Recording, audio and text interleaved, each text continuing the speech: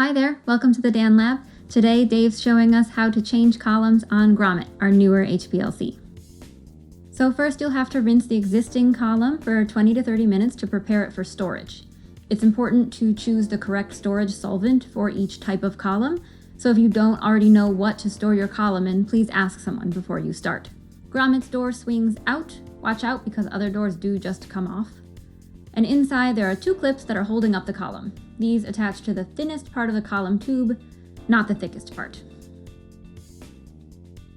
Pull the column out from those clips so that you can handle it.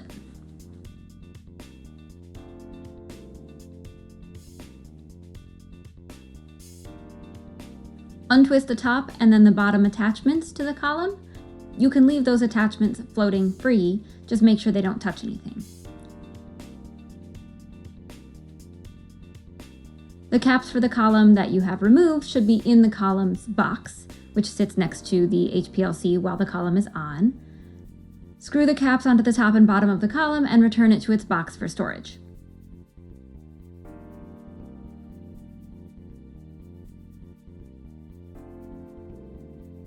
Remove your new column from its box and remove those caps. Store the caps in the box for safekeeping as before. Remember that when installing a column, the guard column always goes on the bottom because the flow in the instrument goes from bottom to top.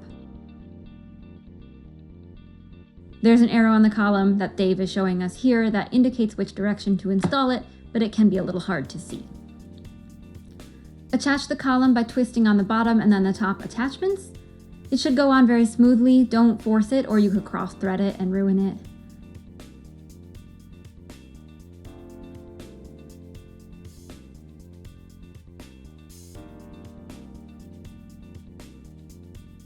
Then grab both top and bottom at the same time and bear down firmly.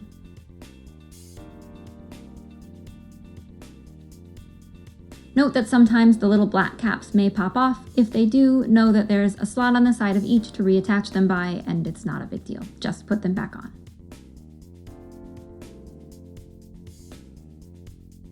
Attach those clips to the thinnest part of the column. They will fit on the thicker part, but it'll stretch them out and ruin them for future use. And then pop those clips back onto the machine where you found them. Watch the cord. You don't want it on top of the door hinge. Make sure it's above or below so you can close the door smoothly. And make sure there's not a coil in the electrical cable before you pack up. If there's going to be a leak, it's most likely going to be from here. And the next most likely is here. Thanks, Dave. Put the hinges of the cover in first, slide it over, and clip it in place.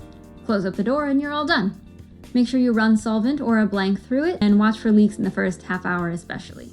If you're changing solvents from what you were running before, please see our changing solvents video to accomplish that goal before starting your run.